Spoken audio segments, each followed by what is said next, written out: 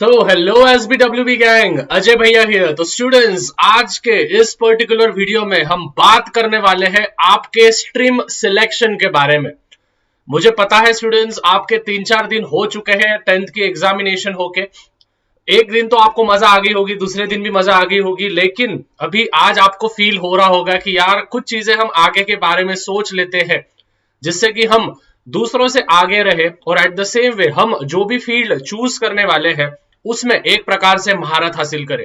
मुझे पता है कि आपके रिलेटिव्स ने और एट द सेम वे आपके आजू बाजू वालों ने इतना ज्यादा ज्ञान दे दिया होगा कि बेटा ये कर ले, मेरे बेटे ने ये किया था, तू भी ये कर ले, उसको इतना लाख का पैकेज है, उसको ये मिला है, उसको फलाना मिला है, सभी चीजें मैं उससे डिनाई नहीं करूंगा, क्योंकि सभी के पर्सनल एक्सपीरियंसेस होते हैं। उनके बेसिस पे ही वो आपको चीजें बताते हैं। जैसे फॉर एग्जांपल, अगर आप कोई भी सीए वाले के पास जाओ तो वो बोलेगा कि लाला कॉमर्स की फील्ड ले ले, लेकिन अगर आप इंजीनियर के पास जाओ जो कि एक अच्छे खासे पोजीशन पे है, तो वो आपको उसके प्रोज और उसके कॉन्स आपको बताने वाले हैं।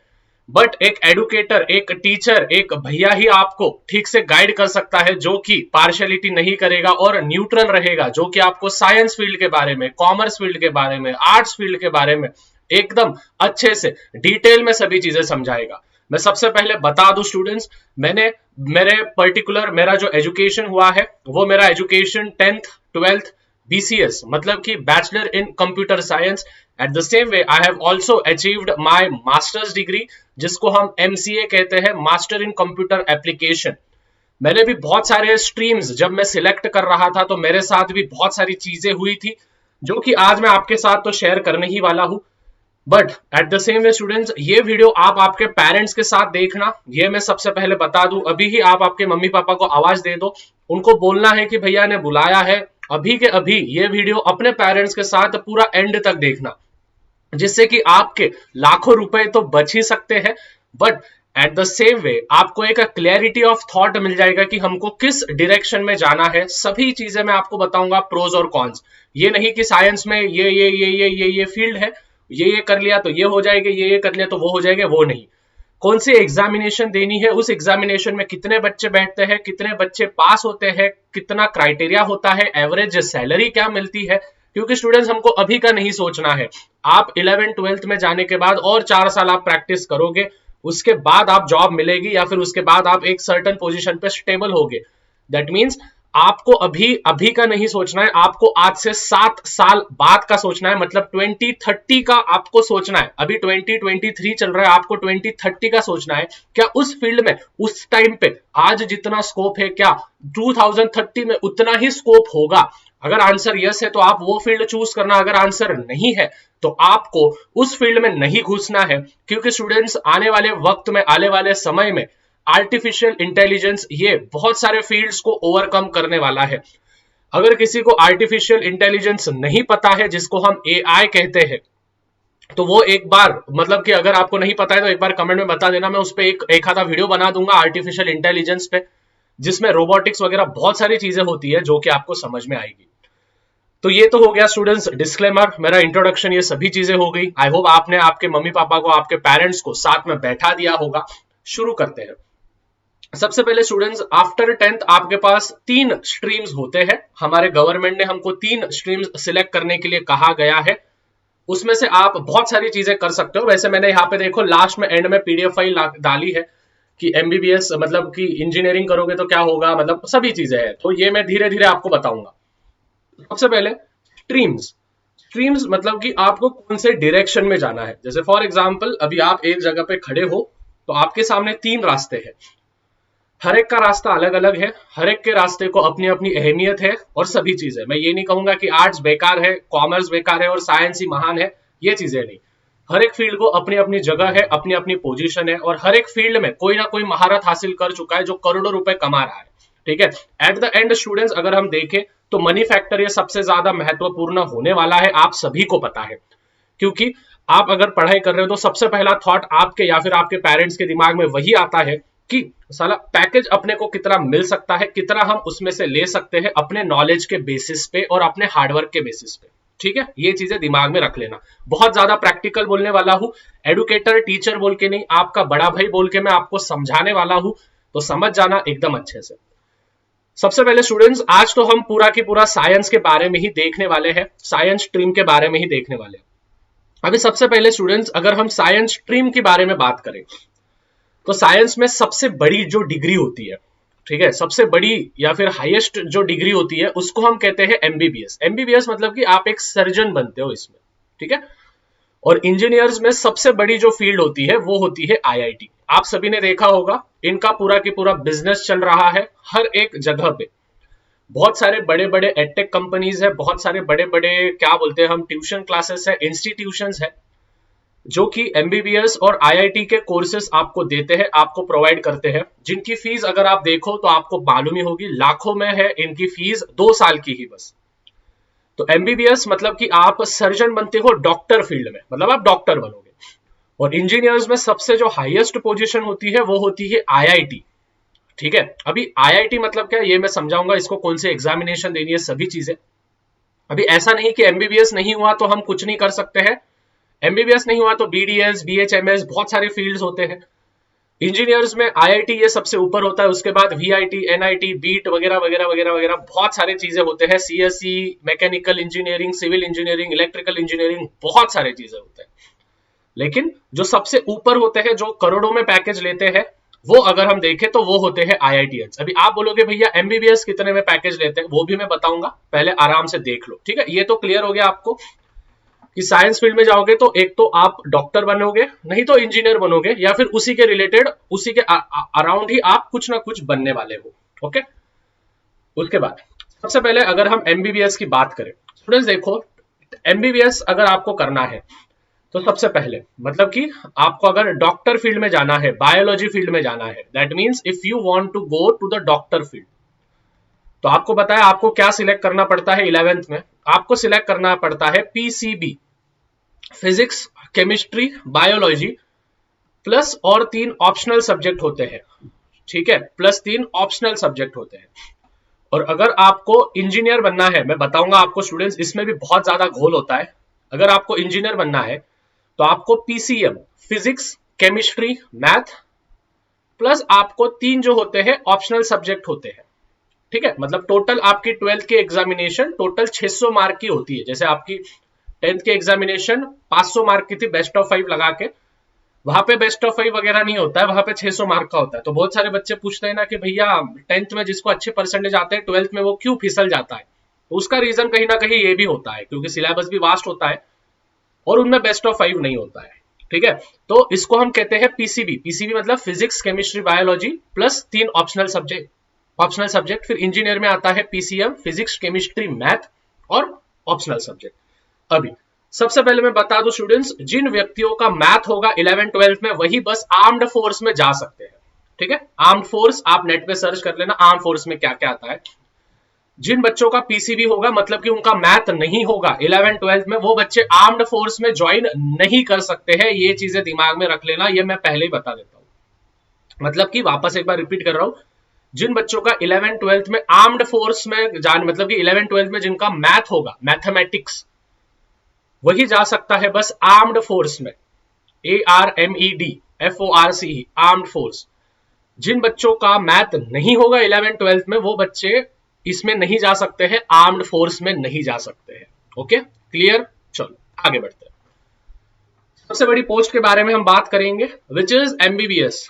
अभी एमबीबीएस बनने के लिए स्टूडेंट्स, या फिर एमबीबीएस करने के लिए, वैसे एमबीबीएस ये पूरा 6 साल का कोर्स होता है, 12वीं के बाद भी, ठीक है, 12th के बाद भी। जी हाँ स्टूडेंट्स, 12th के बाद अगर आपका नंबर लग गया अच्छा खासा, मैं बताऊंगा आपको क्राइटेरिया, अगर नंबर अच्छा खासा लग गया तो आपको 4.5 ईयर्स आपको कॉलेज करना पड़ता है, और 1.5 ईयर्स आपको प्रैक्टिस करनी पड़ती है। मतलब टोटल आपको 6 साल लगता है, और 6 साल बाद आप डॉक्टर फील्ड में जाओगे, मतलब कि डॉक्टर कहलाओगे अच्छे से।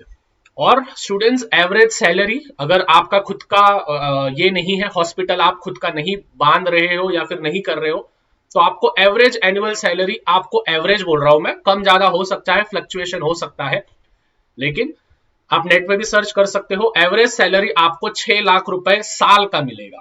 1 ईयर का, 1 साल का आपको 6 लाख रुपए मिलेगा, एवरेज बोल रहा हूं मैं, हर एक डॉक्टर का रिलाय करता है, उनके एक्सपीरियंस पे रिलाय करता है। 10 लाख तक भी जा सकता है, 12 लाख तक भी जा सकता है स्टार्टिंग में, बट 6 लाख तो आपको मिलेगा ही मिलेगा एवरेज सैलरी, अगर आपने एमबीबीएस पूरा कर लिया तो। आप बोलोगे भैया एमबीबीएस करने के लिए क्या करना पड़ता है, हम कर लेंगे, चलो बोलो आप बस। देखो, एमबीबीएस करने के लिए सबसे पहले आपको 11 12 में मैंने जैसे बोला पीसीबी, फिजिक्स केमिस्ट्री बायोलॉजी आपको लेना पड़ेगा, और आपको क्रैक करनी पड़ेगी NEET examination. NEET examination crack करनी पड़ेगी। अभी समझ लो, नीट एग्जामिनेशन ये ऑल ओवर इंडिया होता है, पूरे भारतवर्ष में ये पूरा होता है। अभी कितने बच्चे बैठते हैं भैया? बेटा ज्यादा नहीं, बस 20 लाख बच्चे बैठते हैं। मतलब आपकी कंपटीशन 20 लाख बच्चों के साथ होने वाली है, जो कि हर साल बैठते हैं 20 लाख बच्चे, क्योंकि ऑल ओवर इंडिया के, मैं महाराष्ट्र की बात नहीं कर रहा हूं। उसमें से भैया सिलेक्ट कितने होते हैं गवर्नमेंट कॉलेजेस को, जिनको 8 लाख 10 लाख 12 लाख का पैकेज मिलेगा? बेटा उसमें से सिलेक्ट होते हैं बस 15,000 बच्चे, जो कि गवर्नमेंट में जाते हैं। मैं प्राइवेट की बात नहीं कर रहा हूं। गवर्नमेंट में गए तो आपको फीस कम लगती है, लेकिन अगर आपको नीट क्रैक नहीं हुआ और तभी भी आपको एमबीबीएस करना है, तो पहली चीज तो आपके घर वाले अंबानी होना चाहिए। अंबानी मतलब कि आपके घर वाले 6 साल में करोड़ रुपए इन्वेस्ट कर सकते हैं एजुकेशन में, वो चीजें आपको होनी चाहिए अगर आप इंडिया में से कर रहे हो तो। रशिया वगैरह में से कर रहे हो तो रशिया में बहुत कम पैसा लगता है, चाइना में भी बहुत कम पैसा लगता है इन टर्म्स ऑफ एमबीबीएस, ठीक है। तो अगर आपके पेरेंट्स इतने ओपन माइंडेड होंगे तो आप ये चीजें के लिए ट्राई कर सकते हो। सबसे पहली चीज, कितने मार्क्स की एग्जामिनेशन होती है भैया?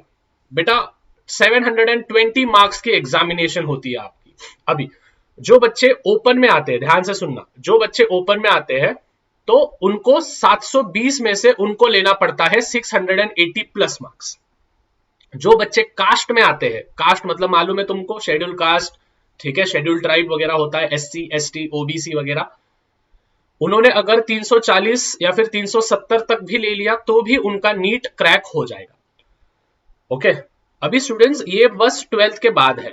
12th के बाद आपको कॉलेज लगने के बाद उसकी फीस स्ट्रक्चर अलग होती है, वो हर एक कॉलेज पे डिपेंड करता है।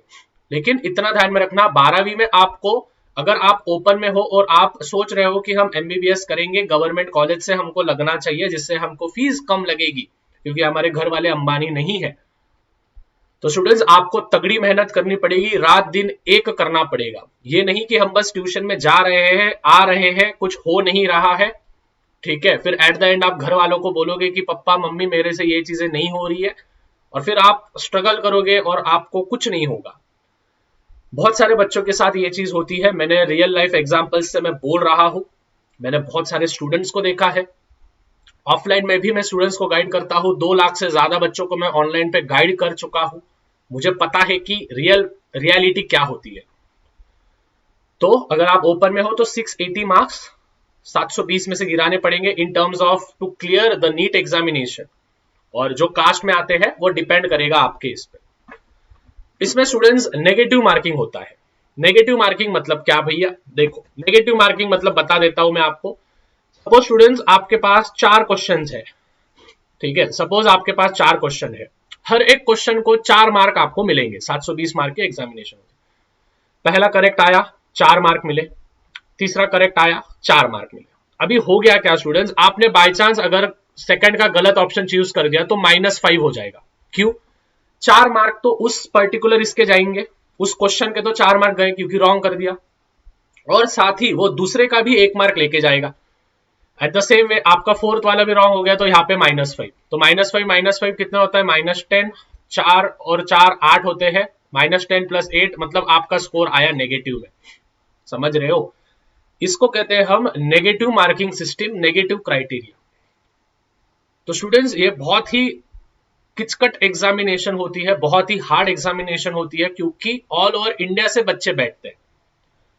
तो अगर आपका बेसिक फाउंडेशन एकदम क्लियर होगा तो ही मैं आपको सजेशन करूंगा कि इस पर्टिकुलर एमबीबीएस के लिए जाओ, नीट एग्जामिनेशन के लिए जाओ, और आपका दृढ़ निश्चय होगा। मतलब कि देखो स्टूडेंट्स, इस फील्ड में अगर आपको जाना है तो पैसों को सोच के नहीं जाना है। ये फील्ड एमबीबीएस डॉक्टर की फील्ड, ये एक प्रेस्टीज फील्ड है। प्रेस्टीज फील्ड मतलब कि जैसे फॉर एग्जांपल टीचर की फील्ड हो गई और डॉक्टर की फील्ड हो गई, एडुकेटर की फील्ड हो गई। This are the prestige job. इसमें हमको पैसा मिले ना मिले हमको इससे फर्क नहीं पड़ता है, हमको बस लोगों के लिए, स्टूडेंट्स के लिए अच्छा काम करना होता है, उसको हम कहते हैं प्रेस्टीज जॉब। जैसे पुलिस वगैरह होता है, उनको भी सैलरीज अच्छी नहीं होती है, but they are the servant of the government, they are, मतलब कि वो लोगों को मदद करते हैं, हेल्प करते हैं उनके बुरे समय में। So this are the prestige job. मैंने यहाँ पे देखो पॉइंट लिखा है कि फाउंडेशन इज मस्ट, फाउंडेशन बहुत जरूरी है। और पहले बता दूं, स्टेट बोर्ड जैसा सिलेबस नहीं होता है, एनसीईआरटी का सिलेबस होता है, मतलब कि जो बच्चे सीबीएसई वगैरह के होते हैं उनके पोर्शंस आपको आएंगे। तो जिन बच्चों को इंग्लिश अच्छे से नहीं आती है, पढ़ने लिखने नहीं आता है अच्छे से, सेमी मीडियम के बच्चे होंगे, तो अगर आप चाहते हो इस फील्ड में जाए तो बेटा आपको बहुत मेहनत करना पड़ेगा। मैं ये नहीं कह रहा हूं कि आपसे नहीं होगा, लेकिन आपको बहुत मेहनत करना होगा इस फील्ड को क्रैक करने के लिए, एमबीबीएस करने के लिए। ठीक है, क्लियर हो गया? Guidance is most important. आपको इसमें घर से नहीं होने वाला है, ठीक है, आपको इसके लिए बड़े बड़े इंस्टीट्यूशंस लगाने पड़ेंगे, क्योंकि उनके पास सैंपल पेपर्स होते हैं, मॉक टेस्ट होती है, बहुत सारी चीजें होती है। मैं किसी भी क्लास का, किसी भी चीज का नाम नहीं लूंगा, बट हाँ, ऐसे मार्केट में बहुत अच्छे क्लासेस भी है, बुरे क्लासेस भी है, जो आपको चाहिए वो आप लगा सकते हो। ये नहीं कि बस उसने कर दिया तो मेरा भी हो जाएगा, ये नहीं। मैं पेरेंट्स को भी यही निवेदन करूंगा कि आपके आजू बाजू वालों का हो गया तो इसका अर्थ ये नहीं कि आपका भी बच्चे का हो जाएगा, और आपके आजू बाजू वाले बच्चों का नहीं हुआ तो ये नहीं कि आपके बच्चे का नहीं होगा। It totally depends on the individual कि उसका इच्छा क्या है। ठीक है, उसके बाद इंजीनियरिंग में आईआईटी करना चाहता है, जेईई हम जिसको कहते हैं, जेईई, तो जेईई के लिए भी 2 एग्जामिनेशंस होते हैं आपके, 360 मार्क के होते हैं। उसके लिए आईआईटी के लिए 12th के बाद आपको JEE mains, joint entrance examination mains और जॉइंट एंट्रेंस एग्जामिनेशन एडवांस, ये एग्जामिनेशंस आपको क्रैक करनी पड़ती है। भैया ये ऑल ओवर इंडिया होता है कि? हाँ बेटा, ये भी ऑल ओवर इंडिया होता है। 12 लाख से ज्यादा बच्चे हर साल बैठते हैं, जिसमें से टॉप कॉलेज में जाते हैं 10,000 बच्चे, और उनकी एवरेज सैलरी होती है 15 से 25 लाख रुपए एवरेज सैलरी। एवरेज सैलरी मतलब कि एक साल की, एनुअली में बोल रहा हूं, 15 से 25 लाख रुपए उनको सालाना मिलते हैं। लेकिन अगर वो आईआईटी में गए तो, अभी आईआईटी में जाने के लिए भी सेम क्राइटेरिया है स्टूडेंट्स, आपको परसेंटाइल बहुत ज्यादा लगता है, 300 मार्क में से बहुत ज्यादा मार्क आपको गेन करने पड़ते हैं, हार्ड एग्जामिनेशन होती है, बहुत सारी चीजें होती है, 10 से 12 घंटे इसको भी पढ़ाई करना पड़ता है। एमबीबीएस को भी 10 से 12 घंटे पढ़ाई करना होता है। जिनका फाउंडेशन क्लियर नहीं होगा उनकी बात कर रहा हूं मैं, ठीक है। इनमें भी नेगेटिव मार्किंग होता है, नेगेटिव मार्किंग के बारे में मैंने पहले ही आपको बता दिया। फाउंडेशन ये मस्ट होता है, 8, 9, 10th सीबीएसई फाउंडेशन ये बहुत ज्यादा मस्ट होता है, ठीक है। तो मैं यही चीज कहूंगा स्टूडेंट्स, अगर आप इन फील्ड्स में जाना चाहते हो तो आपको बहुत मेहनत करना पड़ेगा। मैं ये नहीं कह रहा हूं कि ये मत करो आप, लेकिन इसके लिए आपको बहुत मेहनत करना होगा। पहले मैं क्लियर कर दूं, बहुत ज्यादा मेहनत करना होगा। बहुत ज्यादा का अर्थ आप समझ लो, ठीक है। और मैं पेरेंट्स को भी यही कहूंगा, अगर कोई पेरेंट देख रहा है तो 10वीं में अगर आपके लाला लोग को, लाली लोग को ज्यादा मार्क आ गए तो ये समझो मत कि बहुत होशियार है, ठीक है। असली मजा तो 11th 12th में आता है। मैं हमेशा बच्चों को कहता हूं 10th ये सपने दिखाती है, 12वीं ये औकात दिखाती है, ठीक है। ये चीज सही है, ये चीज एकदम सही है, क्योंकि 10th में हमको पोर्शन बहुत कम होता है, लेकिन 11th 12th में बहुत वास्ट पोर्शन हो जाता है। तो ये चीजें ध्यान में रखना है, ओके। और ये चीजें आपको कोई डिटेल में बताएगा नहीं। अगर आप कोई भी इंस्टीट्यूशन में जाओगे तो वो बोलेंगे नहीं नहीं हम आईआईटी का कर लेंगे, ये कर लेंगे, वो कर लेंगे, क्योंकि उनको एडमिशन चाहिए आपका। मुझे एडमिशन नहीं चाहिए, मुझे बस, मैं रियलिटी फैक्ट बता रहा हूं, और ये फैक्ट शायद ही आपको कहीं मिलेगा स्टेट बोर्ड में, ठीक है। उसके बाद और क्या क्या हो सकता है भैया, हम महाराष्ट्र में रह के क्या क्या कर सकते हैं भैया? हमको आईआईटी नहीं करना है भैया, हमको एमबीबीएस भी नहीं करना है, लेकिन हमको इंजीनियर बनना है। और एक चीज मैं बता दूं स्टूडेंट्स, यहाँ पे और एक क्राइटेरिया, आपको 75% आपको 12th के बोर्ड एग्जामिनेशन में चाहिए, तभी आप एमबीबीएस के एग्जामिनेशन के लिए क्वालिफाई होंगे। मतलब कि आपका ऑल इंडिया रैंक 1 भी आ गया, लेकिन आपको बोर्ड एग्जामिनेशन में 75 मार्क्स है ही नहीं, 75% है ही नहीं, आपको लेने नहीं वाले हैं वो। सेम परसेंट आपको आपके इसमें होने वाला है, आईआईटी में 75% आपको चाहिए, मतलब चाहिए 12th के बोर्ड एग्जामिनेशन में। तो जो बच्चे आईआईटी और एमबीबीएस करना चाहते हैं, NEET examination, AIIMS examination crack करना चाहते हैं, उनको मैं एक ही सजेशन दूंगा, डमी कॉलेज ले लो। डमी कॉलेज मतलब कि जिसमें प्रैक्टिकल वगैरह का कुछ तान नहीं होता है, डमी कॉलेज हम उसको बोलते हैं। आप बस ट्यूशन पे फोकस कर सकते हो, ऑनलाइन लोगे तो ऑनलाइन पे फोकस कर सकते हो, समझ में आया? उसको हम कहते हैं डमी कॉलेजेस। बहुत सारे कॉलेजेस होते हैं जो कि बस नाम के लिए कॉलेज होते हैं, तुमको मालूम है क्या बोल रहा हूं मैं, जो कि बस नाम के लिए कॉलेज होते हैं, वहां पे एडमिशंस ले लो, नीट और जेडब्ल्यू की आपकी तैयारी शुरू रखो, और इसमें तो 75 मिल जाएंगे फिर बोर्ड्स में, और फिर आप नीट और जेडब्ल्यू में अच्छे स्कोर कर सकते हो। समझ गया? तो ये चीजें ध्यान में रखना है। उसके बाद इंजीनियरिंग, फार्मेसी और एक्सेट्रा। देखो स्टूडेंट्स, नीट एग्जामिनेशन से ही आप डॉक्टर बन सकते हो। सीईटी एग्जामिनेशन की यहाँ पे मैं बात करने वाला हूं, इसको हम कहते हैं common entrance test. MHT CET Maharashtra की सीईटी होती है, ये बच्चे बस महाराष्ट्र के बच्चे ही ये एग्जामिनेशन दे सकते हैं। एमएचटी सीईटी आप दो प्रकार से देख सकते हो, जो पीसीएम में है फिजिक्स केमिस्ट्री मैथ, और जो पीसीबी में है फिजिक्स केमिस्ट्री बायोलॉजी हम जिसको कहते हैं। और वो भी दे सकते हैं जो जनरल ग्रुप में है, जिनका पीसीएमबी है, फिजिक्स केमिस्ट्री मैथ बायोलॉजी। ये ऐसे बच्चे होते हैं जिनको अभी तक समझ में नहीं आता है कि हमको इंजीनियरिंग फील्ड में जाना है या बायोलॉजी फील्ड में जाना है। एक प्रकार से अच्छा भी होता है, क्योंकि किसको पता नहीं होता है कि आगे चल के क्या होगा, उसको हम कहते हैं जनरल ग्रुप। अभी कितने मार्क की एग्जामिनेशन होती है भैया एमएचटी सीईटी? बेटा वो एमएससीआईटी अलग, भला क्या वो तुम कंप्यूटर पे करते हो 3000 रुपए भर के, वो एमएससीआईटी अलग 2 महीने का कोर्स। ठीक है, बच्चे कंफ्यूज हो जाते, भैया एमएससीआईटी क्या है, एमएचटी सीईटी क्या है। एमएससीआईटी मतलब वो माइक्रोसॉफ्ट का होता है, वो चीज है। ठीक है, एमएचटी सीईटी ये 12th के बाद आपको देनी पड़ती है।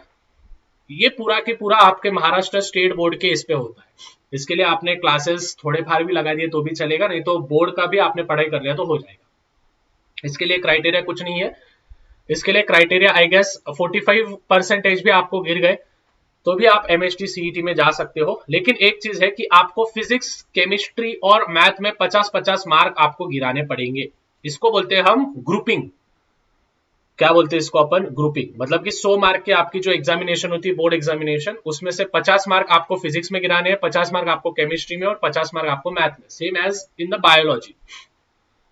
तो ही आप फार्मेसी इंजीनियरिंग वगैरह कर सकते हो। वैसे आप वो मतलब पीसीएम में से भी फार्मेसी में आ सकते हो, वो बात अलग है।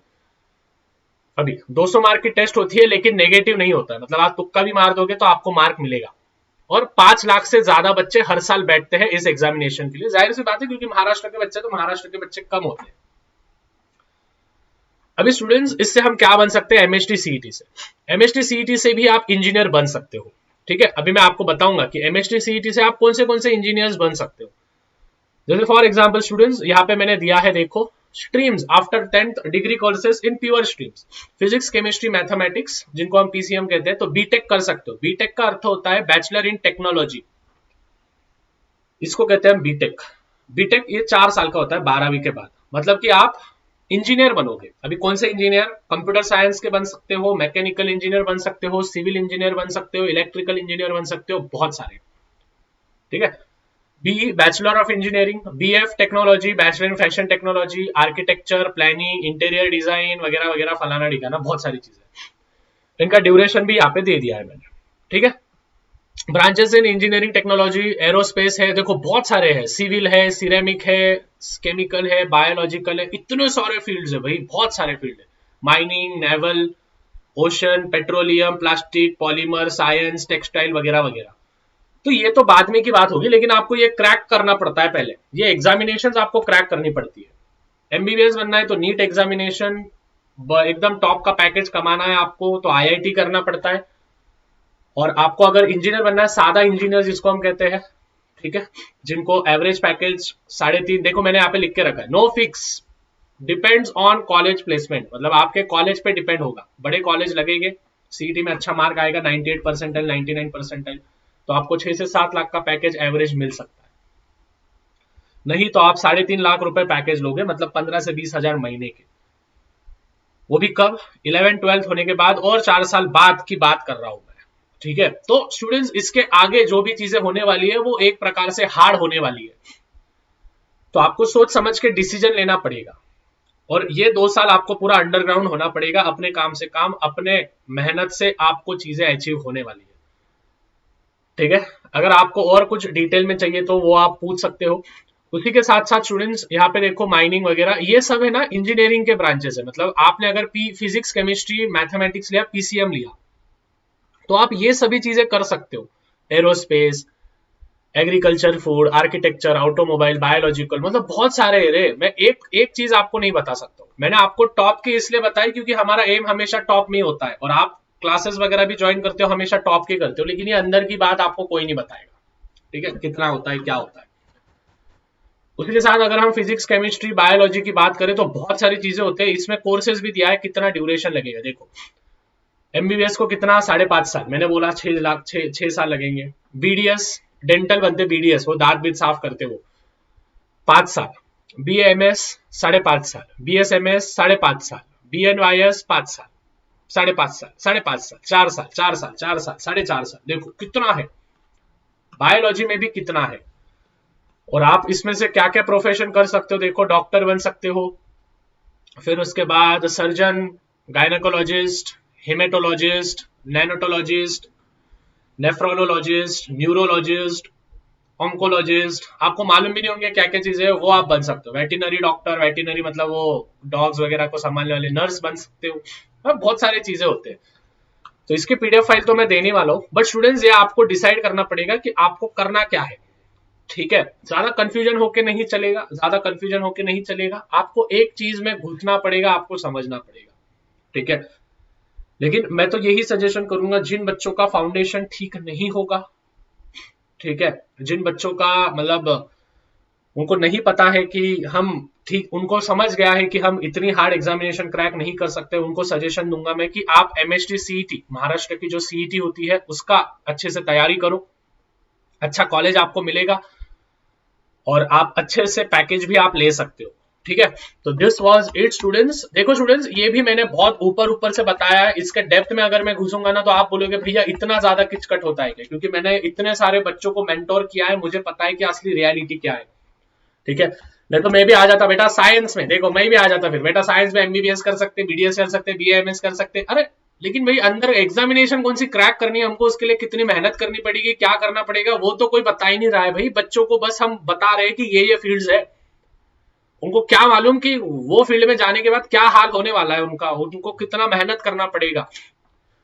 मैं स्टूडेंट सही में बताता हूं, जिनका फाउंडेशन क्लियर नहीं होगा, अगर वो चाहते हैं नीट एग्जामिनेशन, जेडब्ल्यू एग्जामिनेशन क्रैक करना, हलवा नहीं होने वाला है। 8 से 10 घंटे पढ़ाई करनी पड़ेगी। और ये मैं नहीं कह रहा हूं, आप नेट पे जाके देख लो कितना बच्चों ने जो AR1 के जो आते हैं इंटरव्यूज वगैरह आते हैं, पिछले साल के AR1 का इंटरव्यू देख लो, हर साल के AR1 का इंटरव्यू देख लो, AIR1 ऑल इंडिया रैंक 1, उनके इंटरव्यूज आप देख लो, आपको खुद समझ जाएगा कि अपन कितने पानी में। तो कोई भी डिसीजन लेने से पहले जो जो फैक्टर्स मैंने आपको बताए हैं, वो फैक्टर्स आपको ध्यान में रखने हैं, उन फैक्टर्स के अनुसार आपको जाना है, तभी जाके आप एक अच्छे पर्टिकुलर पोजीशन पे जा सकोगे। ये नहीं कि मेरे दोस्त ने वो क्लास लगा ली, उसकी क्लास जल्दी शुरू हो गई तो मेरी भी क्लास जल्दी शुरू होनी चाहिए। बेटा क्लास शुरू होने से कुछ नहीं होता है, ठीक है। अगर तेरा रैंक नहीं लगा, वो बाद में तेरे घर पे नहीं आएगा तेरे को पढ़ाने के लिए, एमबीबीएस की डिग्री देने के लिए। ये तेरी लाइफ है, तेरा डिसीजन है। मैं पेरेंट्स से भी यही निवेदन करूंगा कि कोई भी डिसीजन लेने से पहले आपके बच्चे को पूछ लेना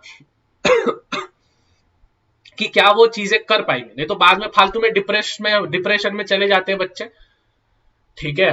11th तो उनको समझता ही नहीं है कैसे खत्म होगी, 12th आ जाती है, 12th में उनको समझता नहीं है नीट का तैयारी करे या बोर्ड्स का तैयारी करे। बोर्ड्स का आप प्रेशर डालते हो, नीट का कॉलेज वाले ट्यूशन वाले प्रेशर डालते हैं, दोनों प्रेशर को हैंडल नहीं कर सकते और एट द एंड फिर उनके हाथ में कुछ भी नहीं होता है।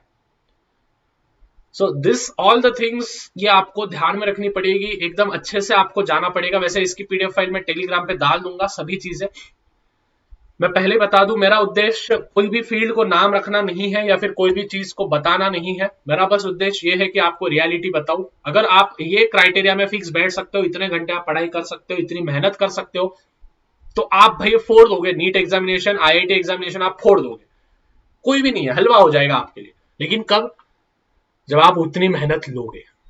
ये नहीं कि राहुल ने आवाज दिया कि चले गए, नेहा ने आवाज दिया कि चले गए, बाहर ट्यूशन में टाइम पास कर रहे हो, बस घूम रहे हो, देख रहे हो इसको उसको, माफ करना भाई, होगा नहीं, ठीक है।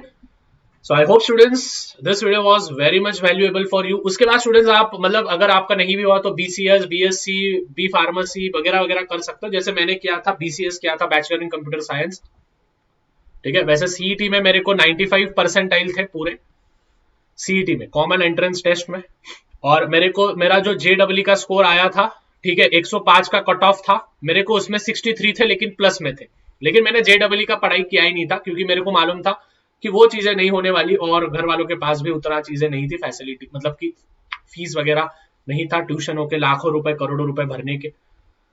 So I was very much focus on MHT CET पे हमने फोकस किया, और CET पे फोकस करने के बाद मैंने 95 परसेंटाइल CET में लिए, और 12th में 75 परसेंटेज आए थे मुझे। तो मेरे पास क्लैरिटी थी, लेकिन अगर उसी प्रकार से आपके पास क्लैरिटी होगी तो आप कर सकते हो, नहीं होगी तो फिर आप और थोड़ा समय ले लो, और थोड़ी सी बातें करो, आपके आजू बाजू वालों से बातें करो, आपके जिनको आपको भरोसा है उनसे आप बातें करो, और फिर आगे बढ़ो। ठीक है, so I hope students this video was very much valuable for you. देखो, बहुत ज्यादा प्रैक्टिकल चीजें मैंने आपके साथ शेयर की है, मैंने कोई भी चीज इसमें छुपाने के उद्देश्य से नहीं किया है, जो रियल फैक्ट है वो रियल फैक्ट आपके सामने मैंने स्पिट किया है। सो मिलते हैं स्टूडेंट्स अगले वीडियो में। अगला वीडियो कॉमर्स या फिर किसी भी टॉपिक्स पे आपको वीडियो चाहिए तो नीचे कमेंट्स में जरूर बताना, 2 से 3 दिन में उस पर फुल तैयारी करके मैं आपके सामने पेश कर दूंगा। तब तक मचाते रहो, फोड़ते रहो, और चैनल पे नहीं होंगे तो चैनल को सब्सक्राइब करो, अपने दोस्तों के साथ ज्यादा से ज्यादा वीडियो को शेयर करो। मिलते हैं स्टूडेंट्स अगले वीडियो में, तब तक यार मचाते रहो, फोड़ते रहो। बाय एवरीवन, तब तक पीस आउट।